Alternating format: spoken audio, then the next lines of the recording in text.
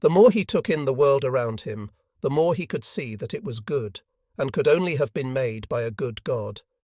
He squatted down and pressed the chute back into the mud under the water. The more he felt that God must be good, the more he realized that man was not, that he was not good. He cringed as he remembered hearing the neighborhood boys jeer at his son, "Your father lost the war." His son was innocent, and he had caused him to suffer. And what about the countless thousands of sons lost in the war? He shuddered to think of the pain he caused so many others. But these were things he could only think about in the recesses of his own mind. Never could or would he dare mention a whisper of this to anyone else. It was his burden to bear, alone. Turning toward his framed house without a roof, he walked down the pathway. He had been so proud and self-confident for so many years, and was only now beginning to see that, like the plants and animals, he, too, must depend on the Creator for life. Everything that lives, lives because of him, he thought. August 29th, 1946, Portland, Oregon. Mrs. Andress, in her Sunday best, sat in the front pew of the church with her arm through her husband's arm. Beside her sat all her grown children, Julie, Ruth, Glenn, and Helen, all her children but one. Jake stood at the front, beside Florence in her simple white gown and lace veil. He looked at his bride's glowing face, then to his mum, who wiped a tear from her eye. For Jane, life seemed like it couldn't possibly get any better. June 1947. Osaka. Leaning his head back, Fuchida finished off another glass of beer and slammed it onto the bar table. "Victor's justice! That's all it is!" he yelled to Genda over the din of music and patrons in the dark drinking hole. Genda smiled with amusement at his tipsy friend and took a cool puff off his cigarette. "Justice?" Fuchida's eyes grew wide. "What the hell? The hell does MacArthur know about justice?" Without waiting for an answer, he pointed his finger at his friend. "I've testified at war crimes trials in Yokohama 3 times, in Manila, in Ambon, and in—" Catching the bartender's eyes, Fuchida motioned for a refill. "Genda, you know, if we had won, we'd be putting the Americans on trial for how they treated our prisoners, because they're guilty of the same things, the very same things." Genda took a sip of his drink and smacked his lips. "How do you know that? How do you know that, Fuchi?" Fuchida smiled confidently and pulled a folded newspaper out of the breast pocket of his coat, then started tapping on the paper. "You see that? 150 prisoners to be returned at Yokosuka from America." Genda picked up the paper and read the headline. "You know what I'm going to do?" "No," Genda said with a patronizing voice. "Tell me, what are you going to do?" He leaned toward Genda. "I'm going to go down to those docks when they come in. I'm going to talk to them and get proof about American torture and starvation and death, and the next time I'm at a war crimes trial, I'm going to fling it in the judge's face and tell him if he convicts us, he'll have to convict the Americans of the very same crimes." Fuchida focused his attention on grasping his refilled glass on the first try, took it, and began gulping again.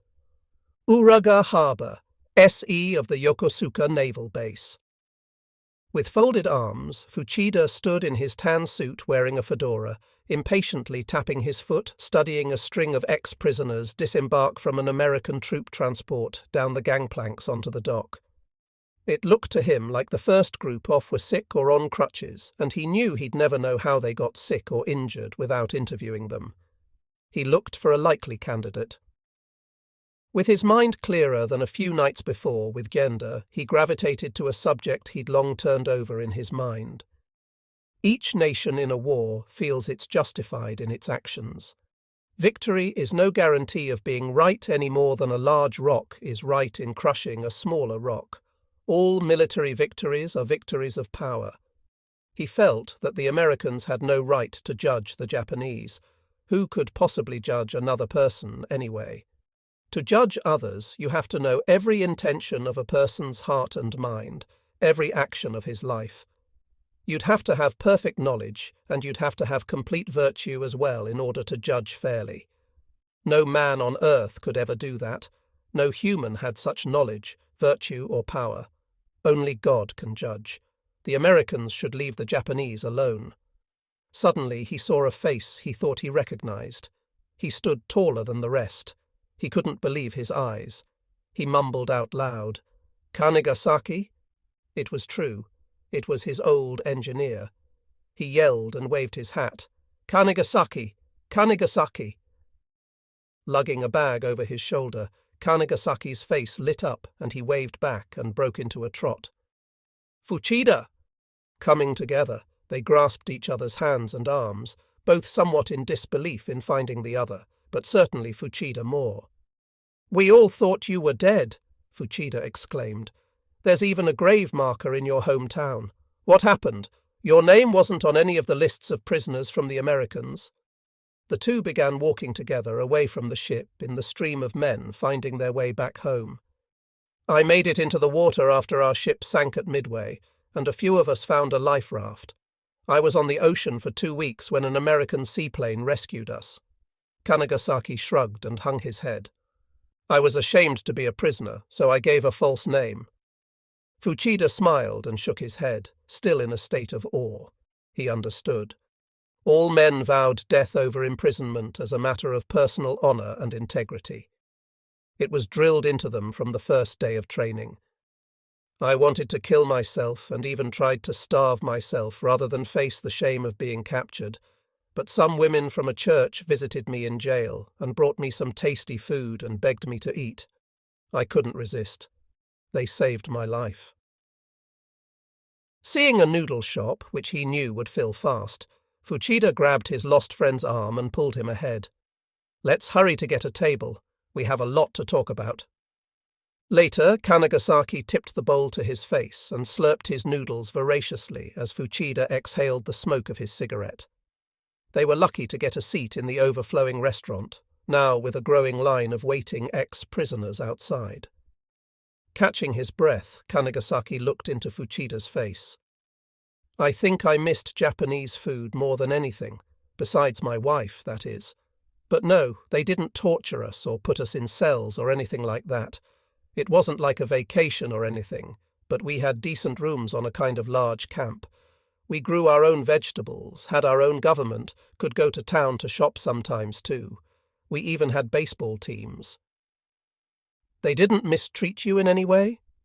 Reaching for his rice bowl, Kanagasaki paused and looked up for a moment. "If you consider bad food mistreatment sometimes, they don't have real rice over there, but otherwise, not really." Fuchida's face fell. He certainly wasn't hoping that his friend was tortured, but neither was he expecting to hear no tales of suffering and deprivation. After stuffing his mouth again with rice, Kanagasaki set his bowl down. After a big swallow, he said, "But I need to tell you," he said, pointing at Fuchida with his chopsticks, "there was this American girl who was there at the camp." Fuchida raised his eyebrows. "After we were rescued, we were taken to San Diego, then shipped off to the desert in Colorado to an internment camp called Camp Amache. It was big. There were about 7,000 people there. It was like a city surrounded by a flat desert of scrub brush. They had tall fences with barbed wire and watchtowers at the corners. It was filled with mostly Japanese Americans who'd been relocated there, but we were among some of the very few prisoners in the camp.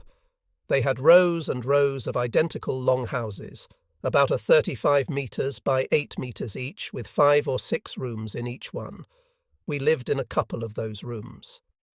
Anyway, when a few of us were in the hospital they had there was an American girl who spoke very good Japanese, and she always asked if there was anything we needed, if we had any problems. Kanagasaki took a sip of his tea. She brought us books and magazines in Japanese. She got us gum and, well, anything we needed. She helped us with sending letters and worked very, very hard, and we were all so impressed with her kindness. especially when we found out that she travelled so far from her home to come there to work. She was like an angel from heaven, and it seemed like she had a great debt or obligation to pay to the Japanese people, as if some Japanese had done her a great favour. Fuchida poured himself another cup of tea. We wondered why a Yankee girl would be so thoughtful to us, and we kept asking her why she was there, but she would never give us an answer. So, one day when we were in our room and she brought us all a tray of rice cakes, I asked her again, "So tell us, why are you here? Why are you so kind to us?" Kanagasaki had Fuchida's full attention. He leaned forward. She said, "Because my parents were killed by Japanese soldiers." "What?" Fuchida's mind crackled with confusion as he strained to comprehend the astounding words he had just heard. He looked away, then back at Kanagasaki. The murderer of one's parents should be a sworn enemy for life. His mind raced. She didn't vindicate the honour of her parents? She travelled far and didn't take revenge? Fuchida leaned back with disgust. She had no self-respect. She must have been weak. "No," Kanagasaki shot back. "She was very strong." Nothing was making sense to Fuchida. He felt dizzy and bewildered as he hung his head and rubbed his neck. Kanagasaki grinned. "I know the feeling." He lowered his head. "We were horrified when we learned who she really was. Her name was Peggy." Fuchida continued to shake his head while contemplating. Collecting himself, he sighed deeply and looked up at Kanagasaki from the top of his eyes. He spoke softer. "What happened to her parents?" "She told us her parents were missionaries in Japan, but fled to the island of Panay in the Philippines, thinking they could hide in the mountains until the war was over, but our soldiers eventually found them." Jimmy, Charmer, Frank, and Gertrude stood panting in the jungle, their soiled, torn clothes soaked in sweat as they slowly turned toward the Japanese soldiers, rigidly pointing their bayoneted rifles at them. The four raised their hands in surrender as the soldiers quickly surrounded them and herded them back to the camp. Arriving at the clearing, they saw over 400 soldiers and Filipinos pressed into service for the hunt. The lead soldier waved to Watanabe near the center. "We got them! They didn't get away!" As Jimmy shuffled to the center of the group, he scanned the frightened eyes of the rest of captured members of Hope Vale standing there. Jenny, Dorothy, Fred, and Ruth Meyer, and 11-year-old Earl Rowns with his parents behind him, their hands on his shoulders. He looked at Mr. Clardy, a miner with his wife and 2 children. The Japanese had a total of 17 people at Hope Vale, everyone. Since Jimmy spoke Japanese, he knew that the group looked to him for some kind of leadership and to somehow find a way out. Watanabe stood with his hands on his hips, leaning back triumphantly, and said to his men, "Just as I thought, building an American city in the hills." His soldiers smiled in victory. "We're missionaries," Jimmy said in perfect Japanese. "We want no part of this war or any war." Watanabe and the soldiers were stunned. "How did you learn Japanese?" he demanded. Charmer stepped forward and also spoke in Japanese. "My husband and I spent our lives in the service of the Japanese people." A strand of dirty hair fell across her face. "We only came here to get away from all the fighting." The Japanese were only further confounded by this woman, likewise fluently speaking their language. Watanabe's eyes narrowed with suspicion. Jimmy continued, "If you have to take us as prisoners, we'll all come with you peacefully. We won't resist." "Liars!" a soldier exclaimed. "You aren't missionaries, you're spies, giving information to the guerrillas. We have orders for all Americans to be killed." Watanabe grinned. "We have people who say you're helping the guerrillas. Admit it." The confusion of the other Hopevale captives deepened on their pained faces as they witnessed an argument they couldn't understand. Shigeru, the Japanese officer who surreptitiously visited Hopevale, stood close by, just as anxious, but never giving a hint of his feelings. His eyes darted from Watanabe to Jimmy as they lunged and parried with words. Holding his arms out wide, Jimmy countered, We don't have any guns, but if a wounded guerrilla comes here, yes, we help him. But we'd help a Japanese soldier just the same. So, you're collaborating with the guerrillas, Watanabe snarled. No, we're not collaborating. As Jimmy dropped his arms, Watanabe proudly produced a crumpled chocolate wrapper imprinted with the words, "I shall return." Liar, he fumed. Americans are bringing supplies in through this camp, and you know it. Jimmy's face went blank. The other members of the group could clearly understand what was happening now. Jenny and Dorothy grasped each other's hands. Looking more helpless than ever, Jimmy gathered his courage and shouted back, "We can't stop them from coming through here any more than we can stop you." A soldier pushed into the crowd. "Captain, look what we found!" He held up a pair of binoculars splashed with mud. Jimmy's face fell. Another Japanese officer spoke up. "The guerrillas meet here to make plans to attack. They're all spies." "No," Charma replied. "We're teachers and professors." Pointing with authority, she continued. "She's a music teacher, she's a French and math teacher, and he's a surgeon for the children's hospital. We're no threat to anyone." Watanabe stood staring, huge drops of dust-laden sweat trickling down the sides of his face, his bulging eyes glaring with intensity at Jimmy as they both came to the visceral realization that each of them was everything the other was not, despising each other for their beliefs, yet admiring each other for their tenacity. Shigeru briefly bowed his head to Watanabe and spoke softly. "Captain, excuse me for suggesting, but perhaps we should leave them alone. They're unarmed civilians." Still staring at Jimmy and Charma, Watanabe paused a moment, sighed heavily. Then, without looking away from them, shouted, "Get me the radio! Call headquarters! Do it now!" A soldier bolted off through the crowd to another soldier with a small leather-bound box, knelt down, opened it, and quickly grabbed the receiver. He cranked the handle and waited for a reply.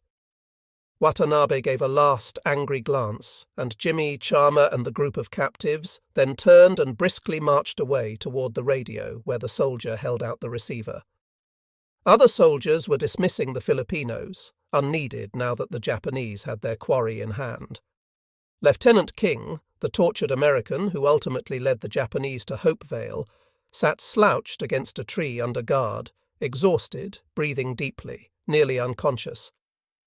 Jimmy ran both hands through his sweaty hair, exhaled deeply, and looked into the faces of his people.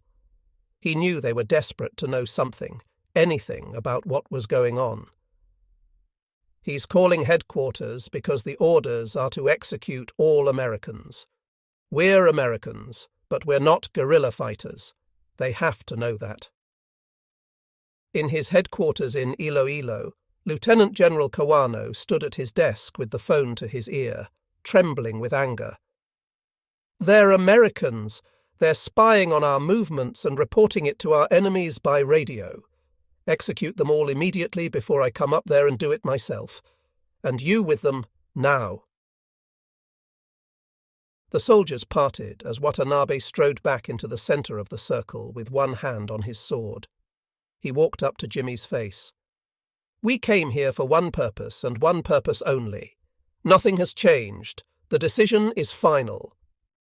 Jimmy half expected the answer and considered his response. Bowing and holding his bow, he said, "Please allow us 30 minutes to pray together, then you may fulfill your duty however you wish." Watanabe squinted, glanced at Shigeru, and then looked back at Jimmy's bowed frame. 30 minutes, go." Jimmy gently rose, looked Watanabe directly in the eyes and said, "Thank you very much," in such a tone of such sincerity that shamed the soldiers. Looking at the members of his group, Jimmy motioned with his head for them to follow as he led his party through the soldiers while being escorted by several guards. Frank sidled up to Jimmy. "What did he say?" The group pressed in around Jimmy and Charma. Jimmy only looked forward as he answered. "They're going to execute us, but they gave us time to pray." He put his arm around Charma. "So let's thank the Lord together." Frank nodded with acquiescence, and likewise put his arm around Gertrude, and Fred Meyer grasped his wife's hand as they all headed to the open chapel under the trees they had built for one final meeting. Charmer held a rag to her face, wiping her eyes and nose. Shigeru walked up beside Jimmy. He said in English, "So, your story ends here." Jimmy stopped and looked at him as the rest of the group continued towards the cathedral in the glen, as they called it. "Can you read English?" Shigeru nodded. Charmer gazed at Jimmy in curiosity as he pulled out a ratty, dog-eared book from his shoulder bag and flipped to a certain page with underlined words. He spun the book around to Shigeru, confidently put his finger on the page, and looked Shigeru in the eyes. "Please, out loud." Shigeru looked around hesitatingly, then peered down at the page and read, "In your great pride you claim, 'I am a god. I sit on a divine throne in the heart of the sea.' But you are only a man and not a god, though you boast that you are a god."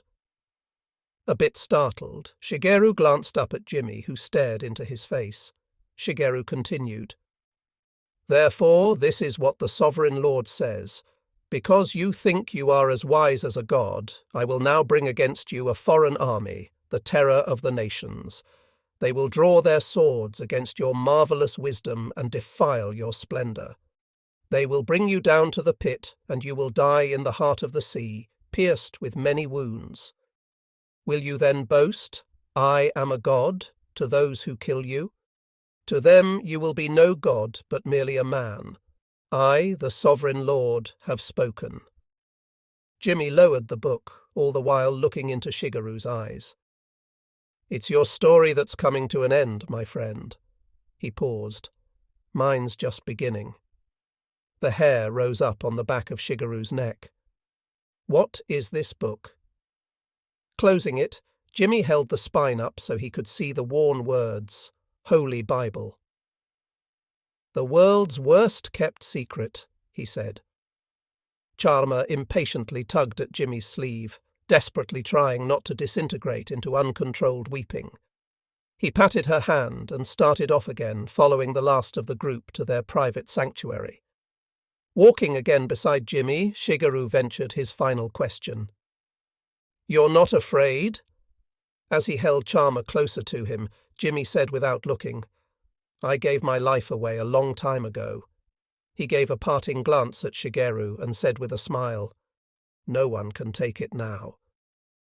Shigeru stopped and observed the members gather and kneel into a circle, some hugging, some weeping. They were coming into the longest, darkest night of the year, December 21st, the winter solstice. Hiding in the nearby woods under heavy foliage, Jack the Miner crouched with 3 other guerrillas, witnessing the spectacle while grasping their weapons, useless against the overwhelming force of the Japanese presence. Through clenched teeth, he whispered in a muffled shout to himself, "It's me you're looking for, not them." A Japanese soldier leaning against a porch post next to a Kogon grass Christmas tree took a long puff of his cigarette and studied the hundreds of flying insects highlighted by the orange setting sun in the humid air. Others lay on the ground for a brief nap. Kneeling on the dirt and gripping the handle of his katana with one hand and the sharp end with a folded cloth in his other, Watanabe meticulously drew his sword across a waterstone again and again as his sweat fell to the ground. Children clung tightly to their parents in the circle as prayers were offered up from the greatest depths of heart. Soldiers stood off to the side, pretending not to hear or see anything. From high above, macaque monkeys watched, seemingly concerned. The very last ray of burnt orange sunlight glimmered off the gold rim of Watanabe's watch as he turned it to his face. He nodded to the officer beside him. The rest of the soldiers roused themselves and pulled their rifles over their shoulders. An officer approached the condemned prisoners, who were finishing a hymn. "Let's go," he said in Japanese. "Now." Jimmy nodded and helped Charmer up, her face smeared with grime and tears. The other soldiers closed in and walked them back to the center of the camp, where Watanabe motioned for Charmer to be blindfolded first. Shigeru followed at a distance. He couldn't bear to watch, nor could he bear to leave. Dumbfounded, Jimmy looked at Watanabe as if to ask why a woman would be the first to be killed. Watanabe could see his question. "She speaks the best Japanese. She's the guiltiest." He looked at one of his officers. "Take the children to one of the huts." 2 soldiers grabbed Earl and the 2 other young boys and tore them away from their parents. "Mom! Dad!" Earl screamed out. His horrified mother wept silent tears. With a black blindfold around her head, Charmer was pushed to her knees by a soldier in front of them all. She moaned loudly in English as she bent her head forward. "Why are you killing us? We're missionaries." Watanabe took his stance beside her, then, in one motion, drew his sword high above his head. Jimmy looked away and closed his eyes. With a shout and brisk swing, he struck it downward, spattering his khaki pants with fresh blood. The birds above burst into flight from the trees. Prodded by bayonets, the howling children were forced up the stairs of a hut. Earl screamed out again, "Mom! Dad! Jack! Jack! Help me!" Jack watched, immobile, as the strength drained from his body. A feeling of weakness swept over him, a powerlessness he'd never known before. His knees nearly buckled beneath him. One of the guerrillas beside him looked at Jack and raised his rifle. Jack shook his head, then fixed his eyes again on the cruel spectacle before him, blurred by the water in his eyes. "No!" Lieutenant King yelled as 2 soldiers lunged at him with their bayoneted rifles. "You promised me if I— No!" They ran their bayonets clear through him into the tree he was propped against. Jimmy and Watanabe caught each other's eyes one final time as the blindfold was about to be tied onto Jimmy. Although he should have appeared as the vanquished, Jimmy's eyes proclaimed him the victor, exuding authority and confidence before they were concealed beneath the black cloth. He got down onto his knees. One after another, Watanabe's sword fell again and again and again, until he completely fulfilled his duty.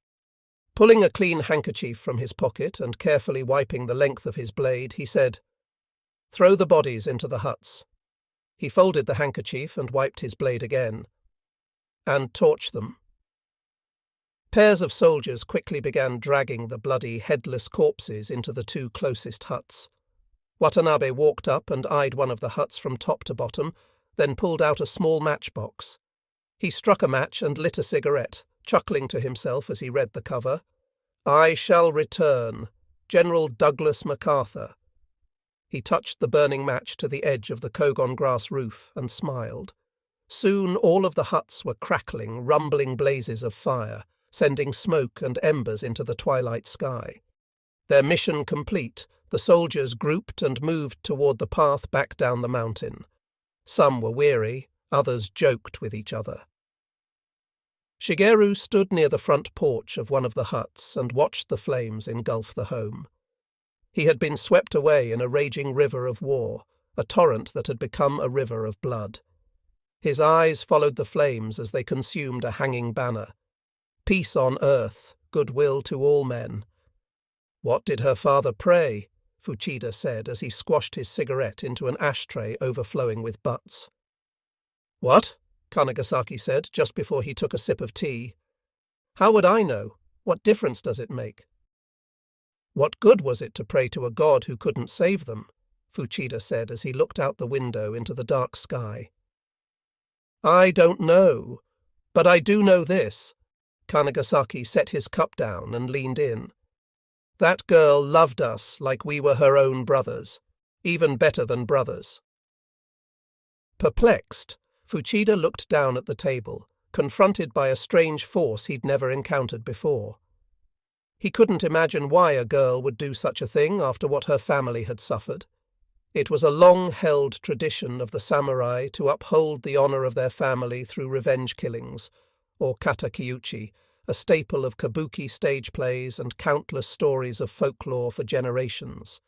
It was noble, it was right, it was true justice. What she had done simply made no sense at all. But Fuchida couldn't stop wondering what her father could have possibly prayed. He had to know. June 1948, Seattle, Washington. Susan Decker, the school president said into the microphone that echoed through the graduation hall. A young lady in her black cap and gown strode to receive her diploma among pleasant applause. "Congratulations, young lady." Jake's family anxiously shifted to get a good view of the next name coming up. Mr. Andrus grimaced as his wife carefully ripped the page of yet another newspaper, this one with the title, "Ex-Air Force Man Will Return to Japan." "Jacob and Florence DeShazer," announced the speaker, Bachelor of Arts. The hall exploded into cheers and a standing ovation as Jake, arm in arm with his new wife, walked across the dais. Florence stopped and shyly turned to the adoring crowd and nodded in thanks. The president didn't even try to quell the commotion. Mrs. Andrus stood with the crowd, clapping furiously as she smiled, tears of joy streaming down her face. December 3rd, 1948. Tokyo, Shibuya train station. Fuchida glanced down at his watch as he exited the overflowing train car in his long black overcoat and hat, and worked his way through the crowds toward the exit. He had plenty of time to get to his meeting with the head of the historical department in General MacArthur's headquarters for another set of post-war interviews that would last a full week. It was another ordinary day, but it was also his birthday. He shrugged. Things were going well, or at least moving in the right direction. His farm was producing, his home was built, his hens were laying, and the cold stares of the local people were slowly being replaced by nods and an occasional wave. He lived in near poverty, but then his cares were few. The trials of Japanese officers by the Allied Tribunal still took some of his time and remained a sore spot. Getting to the top of the stairs, he looked over a nearby news rack, bought a newspaper, and stuck it under his arm. After his time with Kanigasaki a year earlier, he had interviewed others who were with him at the same relocation center to learn more about the girl who served them, Peggy, and they all confirmed the same story. Fuchida was convinced she had a kind of genuine love that had stopped the cycle of revenge, but he couldn't understand where it came from.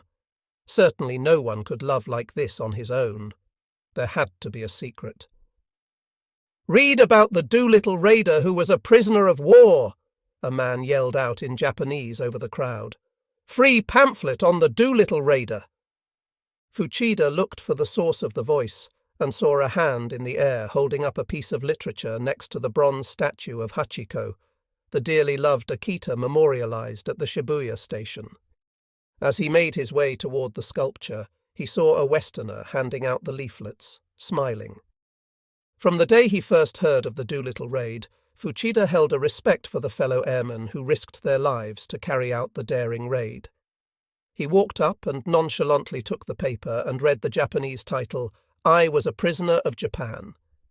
He was curious. Stepping to a nearby low stone wall, he found an open spot to sit and read the brief story of Jacob DeShazer. Later, holding onto a ring suspended from the ceiling in a streetcar, he wondered if what had happened to Jacob was the same thing that had happened to Peggy. Jostled with the other passengers as the streetcar took a sharp turn, he mindlessly scanned the row of ads posted above the windows of the streetcar across the ceiling. Ads for beer, women's clothing, cigarettes, and an ad for a new book. I Was a Prisoner of Japan. At his stop, he made a beeline for the nearest bookstore and was relieved to see the book displayed in the window. He never would have considered reading it if it were by just any American, but this was a man whose exploits he admired. Fuchida pushed his wheelbarrow beside the rows of tall barley in his field and came to a stop, his German shepherd faithfully by his side.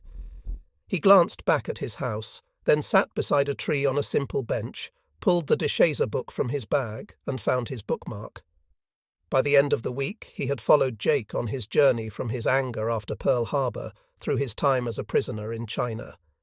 It was an engrossing and unusual story.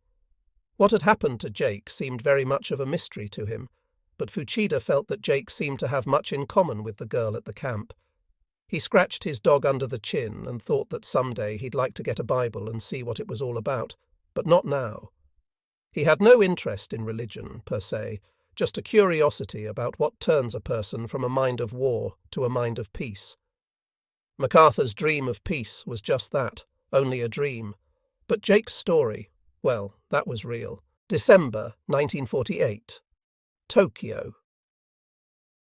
In an overcast mist, Jake clutched his year-old son Paul as he carefully stepped down the stairs with Florence toward the dock from USS General M.C. Meigs, a twin smokestack converted troop transport.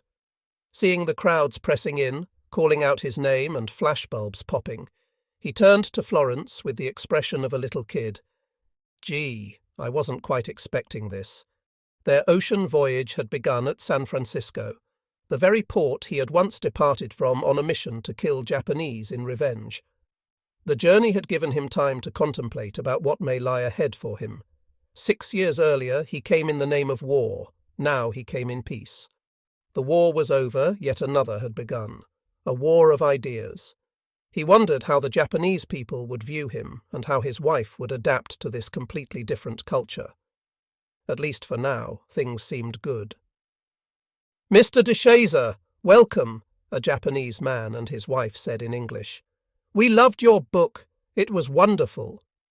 Jake nodded shyly. "Well, thank you. I'm glad you got something out of it." Others crowded in to shake his hand.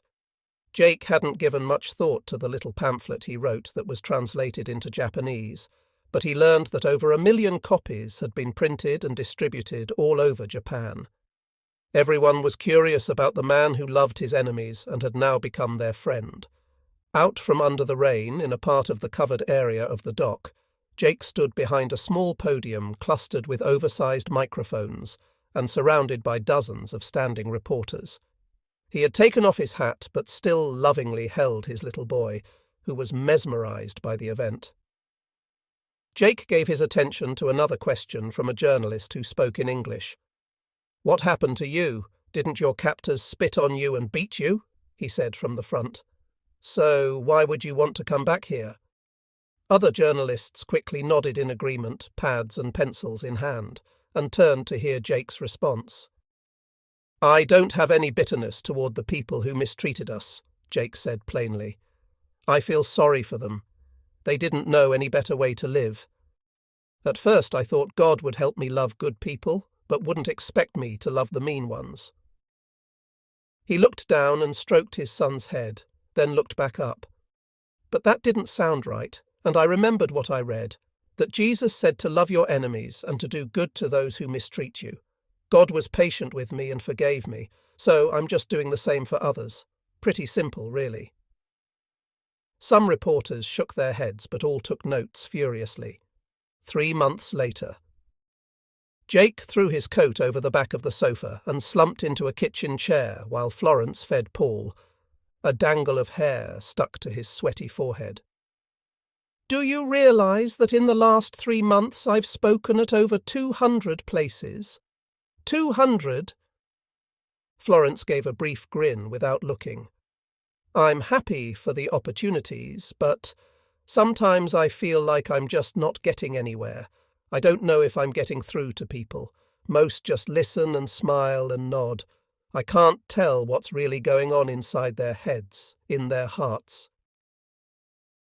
Taking advantage of every opportunity to tell his story to packed, curious crowds, Jake enthusiastically spoke at department stores and community centres, constantly travelling to churches, to public schools and Buddhist centres, telling his story to everyone and anyone who would give him the chance to talk.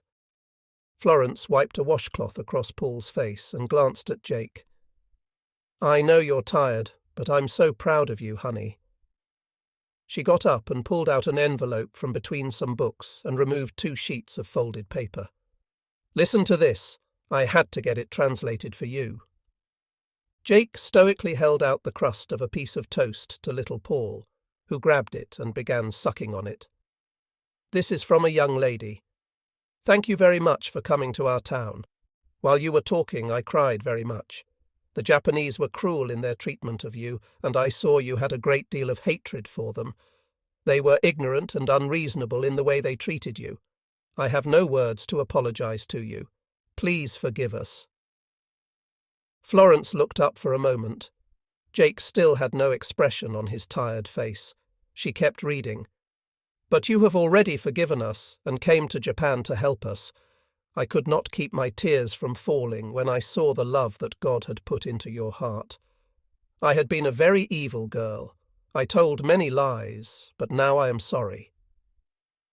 Florence flipped the page over and glanced at Jake, gazing at the floor. "I had been working at a factory to support my 3 brothers and my parents who were sick, and I was very discouraged. I tried to kill myself 3 or 4 times, but I couldn't go through with it. I didn't care about myself or my country, and soon I was becoming sick. I had always hated God, but through you I was born as a child in the heavenly kingdom. Now the Lord is my light and my shield, and I'm not afraid any more. I'm full of hope for the future, and I even started taking classes at the university. Thank you very much for what you have done. I hope that I can hear you again. Please give my kindest regards to Mrs. de Shazer. May God bless you." Florence wiped her cheek with the back of her wrist and sat down beside Jake. "So you see, all those thousands of seeds you're scattering?" She put her hand under his chin and looked into his eyes. "Some are starting to grow." Spring, 1949. Tokyo.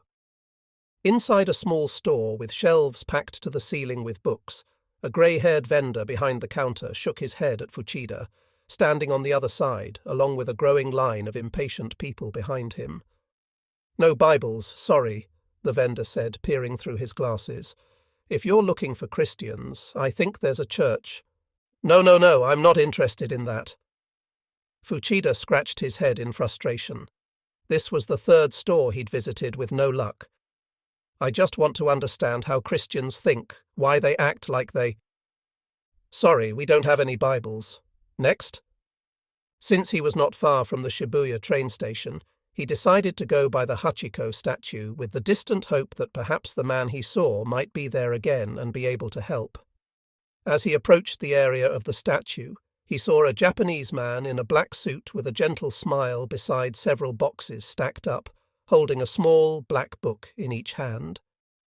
"Man shall not live by bread alone," he called out. "Get your Bible. Food for your soul. No book in the world can compare with it. Read it for yourself, 30 pages anywhere, and you'll see." Fuchida walked nearer to the man. He was interested, but something inside him felt like testing him. "You speak of a God we can't see." The man let his arms drift down. "Yes, and we wait patiently for him to return again." Cynicism was written across Fuchida's face. "Like Hachiko," he said, gesturing to the bronze casting, "who waited faithfully and loyally for his master every day for 11 years at this very station, we too wait for our master." Fuchida, and all Japan for that matter, knew the story of Hachiko well.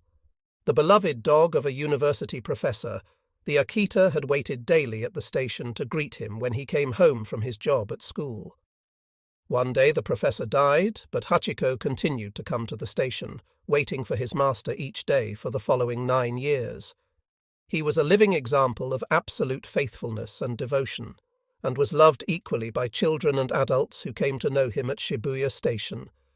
Newspaper articles spread his fame and moved the hearts of people everywhere. "But his master never returned," Fuchida replied. "How do you know yours will?" The man leaned forward with a kind glint in his eye and replied, "You don't know him, do you?" Feeling uncomfortable, Fuchida dug into his pocket. "How much?" 3 yen. Fuchida was a little surprised and even suspicious. Why so cheap? He found the right coins, dropped them in the man's outstretched hand, and reached for the book. "It doesn't cost much to purchase," he said as Fuchida grasped the book. But the vendor kept his grip on it and looked Fuchida in the eyes. "The true cost is in following."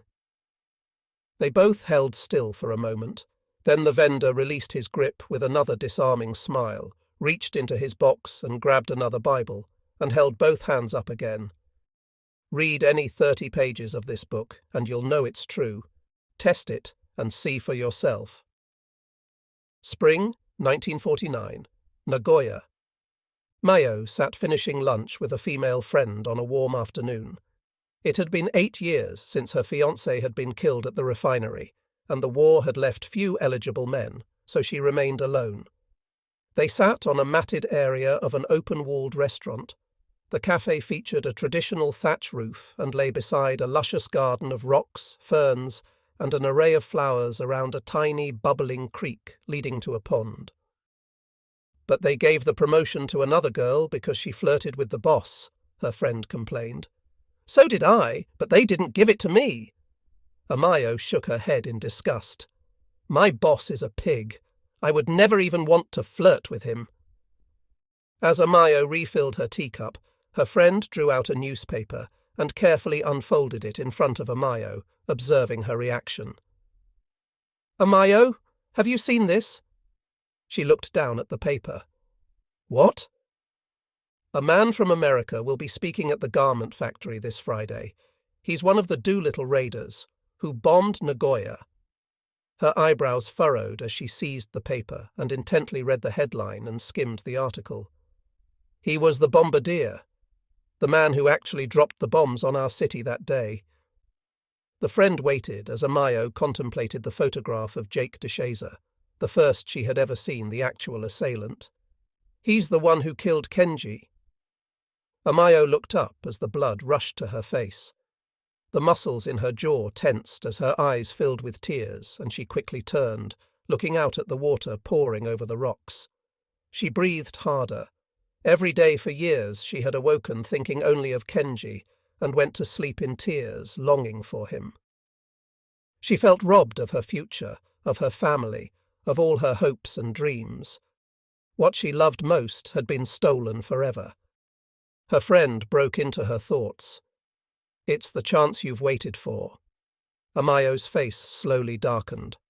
The love she'd lost was gone forever, but justice had finally come within her reach. After a long pause, she spoke quietly, as if only to herself. "At last."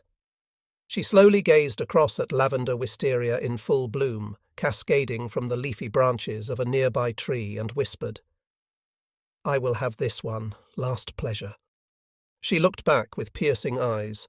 "I swear it." Candles her only light, Amayo knelt in a white silk kimono at her closet door and slid it open. From a dark recess, with trembling hands, she drew out an inlaid wooden box and gently carried it to a 3-mirror vanity that sat on the floor, and knelt down before the mirrors. Her face expressionless, she stared at herself in the flickering gold of the candlelight, then picked up a tiny cut-glass bottle of perfume, removed the stopper, inverted it onto her finger, and touched behind both ears, and once again looked at herself. Her eyes fell to a framed portrait of her and Kenji. Closing her eyes, she breathed deeply and leaned her head back in one last imaginary embrace, drifting to a world that could never be. Opening her eyes again in the near darkness, her eyes rested again on the photograph. Leaning against the frame was a worn, red origami crane, with her faded name on it written by Kenji years ago. She reached out as she had done 1,000 times before, and lovingly stroked it with a single finger.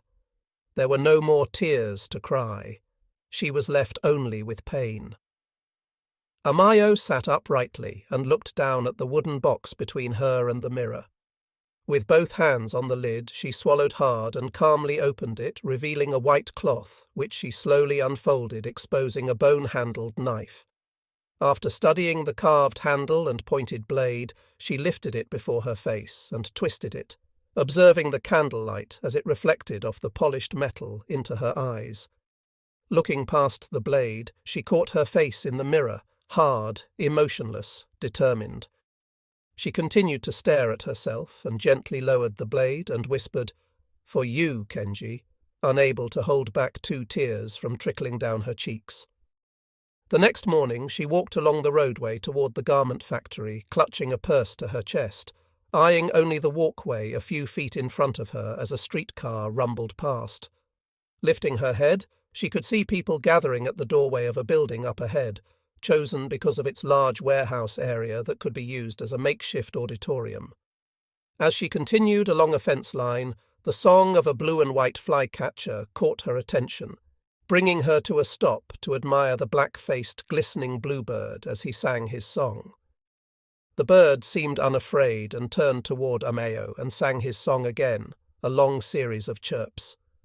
What were the faint beginnings of an unconscious smile quickly turned into a hard countenance. "I've made up my mind," she breathed out. "I'm not turning back." She started off toward the meeting, leaving the bird to sing out his appeal one last time and flutter away. "Welcome," the woman at the door said with a broad smile. "Please come in." Amayo stoically nodded as she was channeled down a hallway among others into a back warehouse. She hunted for a seat near the front, on the end of a row where she knew she could quickly lunge without being stopped by anyone. Though the seats were filling fast, she found what she was seeking in the second row in an aisle seat, very close to the centre and the microphone stand. Though it was a cool spring day, she wiped her forehead with a folded handkerchief and looked around behind her at the growing audience. Then she saw him. Her heart began to pound. He was standing there, shaking someone's hand, smiling. She shuddered, detesting him from head to toe. Beside him she saw some American woman with a baby. Amayo unconsciously nodded. Soon this woman would taste what she had been forced to drink for so many years. Glancing around surreptitiously, she reached into her purse and gently wrapped her fingers around the knife handle to assure her it was in the best position, then withdrew her hand. The meeting came to order, and after introductions, Jake was soon into his story. And things didn't turn out like I had hoped. I had to accept the cards I was dealt. Amayo had no concern or interest in what he had to say. His Japanese wasn't very good, but she could understand what he was saying.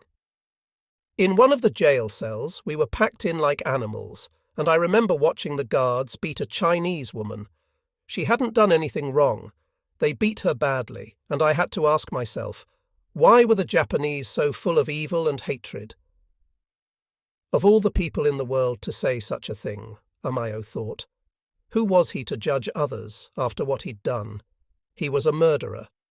She tried to hide her scowl as she squeezed the knife tightly in her fist inside her purse. Jake put his hand onto the microphone stand. "I attacked Japan for revenge. That's what I wanted. That's what every American wanted. I hated the Japanese for what they did at Pearl Harbor. And when I was tortured, and when one of my best friends died because of the Japanese, I was filled with hatred, crazy with hatred. All I wanted was the chance to kill. I wanted revenge." Amayo looked down at the floor, somewhat shocked. She didn't like the idea of being anything like this disgusting man. But as I thought, I faced a harder question. Why was I so full of evil and hatred? Even when I made up my mind not to shoot at civilians from my plane, I was so angry. I did it anyway. I knew right from wrong, I just didn't have the power to do it. As I sat in prison, I knew there had to be more to life than hatred and revenge and killing. Where does it end? Where? He finished his sentence, looking straight at Amayo. Fear shot through her as she averted her eyes. Did he know why she was there? How could he? Tense, she was curiously captivated. They passed around books to read in prison. One day a guard gave me a Bible. I read and read, looking for some answers from God. I read about another man who was insulted and tortured, and no one cared. People thought he was getting what he deserved. They didn't realize who he really was. But it turned out that he chose to be tortured and killed so we could have a chance to be free from the power of hatred. I wanted that. I knew I needed that. It wasn't the evil around me I needed to be rescued from. It was from the evil inside me. Amayo's face softened as her eyes looked past Jake to the bolts of fabric on the racks behind him. He made this great sacrifice because of a great love. For me. For you. She glanced up at Jake as his eyes scanned the audience. In that dark jail cell, I was set free from the prison of hatred, and a deep love for the Japanese people began to grow in my heart. I found that with my new heart, God was giving me new eyes. I looked at the guards who had treated my friends and me with such cruelty, and I found my hatred for them had turned into love, a real love that brings me here to you today. That's why I've come to Japan and have chosen to live here with my family. I come in the name of peace and in the name of love. Tears formed in Amayo's eyes as she stared at the floor. September 1949. Kashiwara. Uchida tapped a branch to the backside of the last of 4 goats. "Come on, let's go, get in there." He stared with disgust at his German shepherd, Liti, as he closed the gate behind the goats. "You're a shepherd." He held out his arms. "You're supposed to help me do this."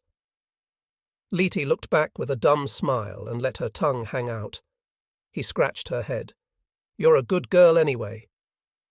As Haruko poured water into a small trough for the goats, Fuchida tossed a rake and shovel into his cart and wheeled off down the path away from the house to a tree beside his garden rows of vegetables. Liti faithfully trotted behind him. He rubbed his upper lip, which felt so odd to him since he shaved his mustache off. It was time for it to go, though. Getting to the tree, he looked back at the house to see if Haruko was watching him. She wasn't. He ducked behind some bushes to his little bench beside the tree, sat down, and drew from his pocket the small black Bible he had gotten months earlier. He had the book many months before he ever opened it. He needed to work from morning until nightfall to keep his little family afloat in the fragile economic times following the war that had devastated the nation. But an article he read in the newspaper once again piqued his curiosity to crack open the book. The writer in the newspaper said if he was sentenced to live on a deserted island and could only take one book with him, it would be the Bible, as it was the most amazing book in the world. The Bible he had purchased was the New Testament, the 4 stories of Jesus' life and the letters to the churches. Despite things he'd never heard or seen before in these pages, he was determined to keep his mind open, as he believed this book might contain secrets, if only he would continue to dig. In the months he had already been reading, he found answers to some questions about life that were slowly taking shape in his mind, yet he didn't quite feel he could put it all together. This day he came to the end of the account of the life of Christ, a story he had never heard before. Here was a truly good man who only gave to others, yet was being treated horribly.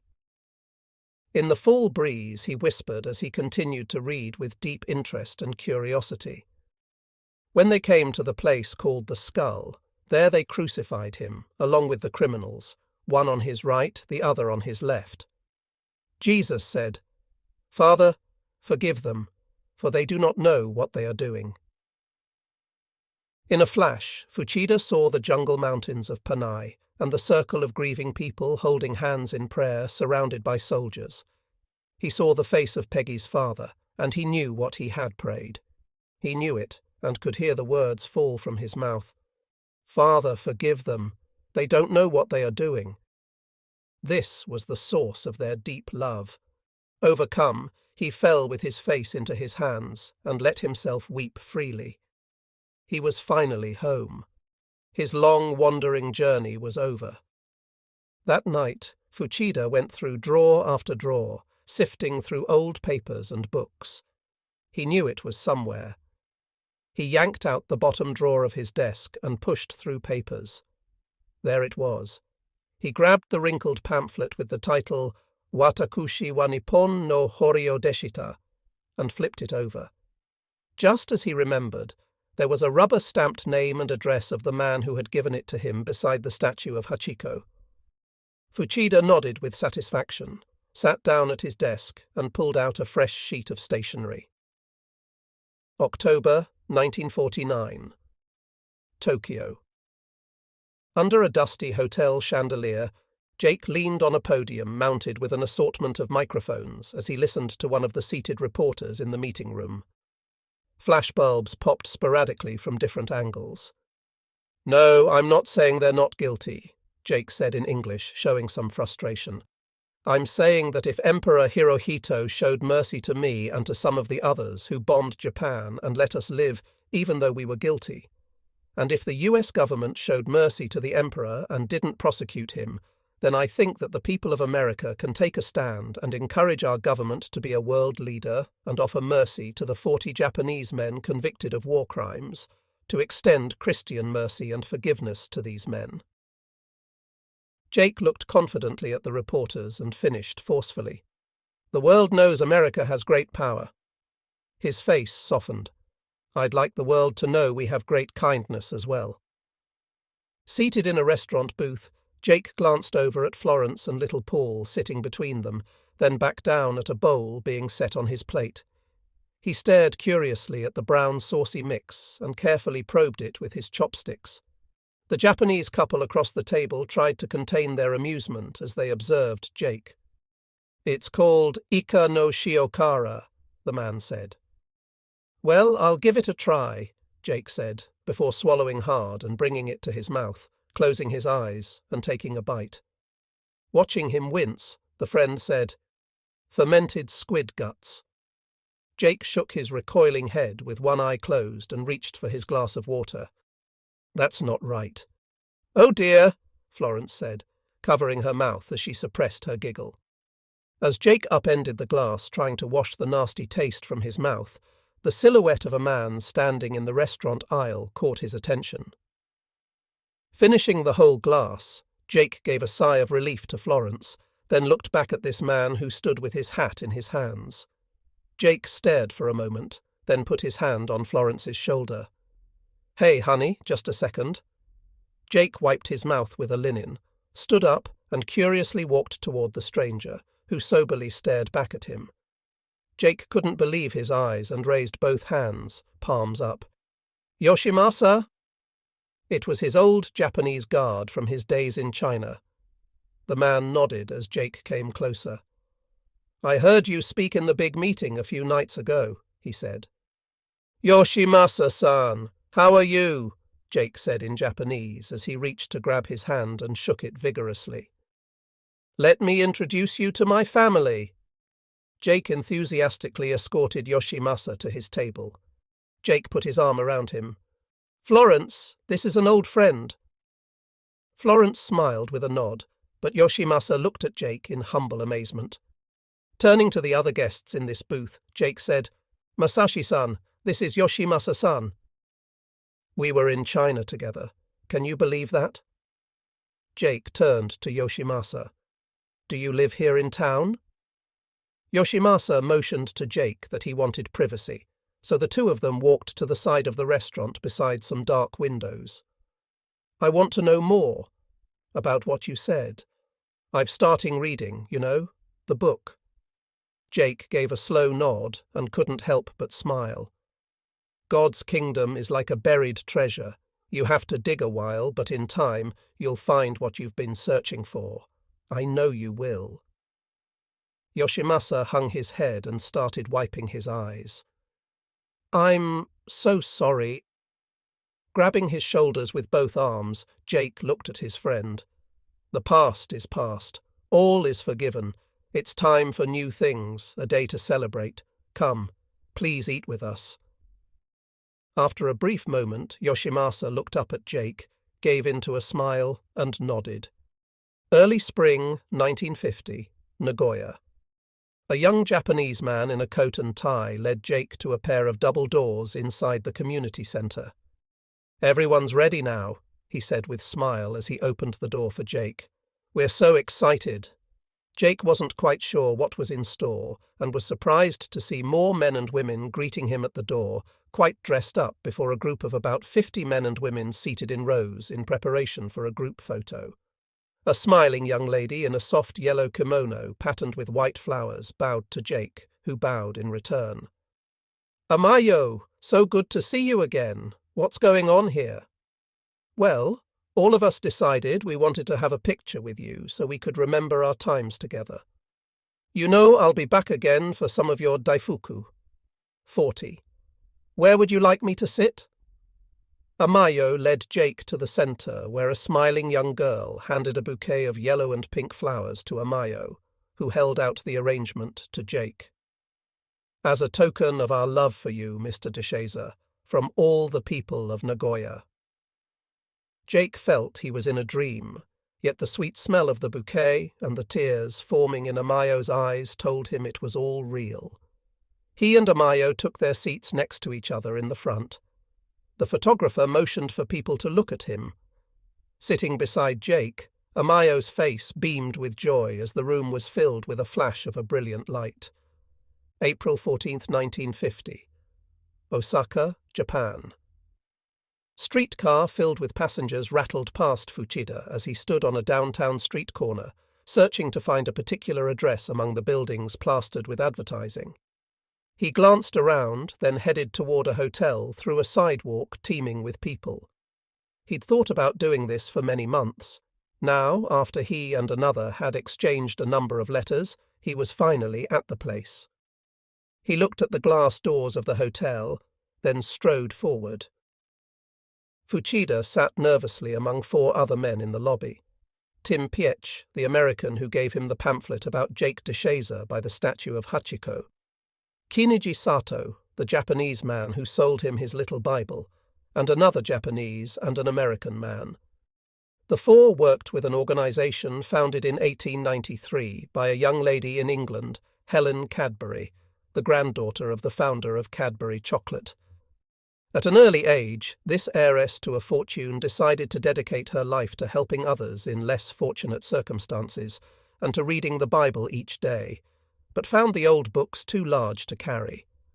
She and a group of young ladies agreed to sew a small pocket into their skirts and started the Pocket Testament League. Years later, the organization flourished in many nations. It was in response to a direct request from General Douglas MacArthur for 10 million Bibles for Japan that the League was there. Fuchida was one of the recipients of the over 11 million Bibles that were eventually passed out to the people of Japan following the end of hostilities. All the men were perched on the edges of their seats, trying not to appear as intensely interested as they were. Fuchida was many things, but one thing he was not was ordinary. "Yes, I read the Bible often," Fuchida said. "I feel like I'm learning something new every day." "And you're taking time to talk to God each day? You know, pray?" Tim said in Japanese. Yes, all the time. I've been doing these things for months now," Fuchida responded with a bit of impatience. "I understand the importance."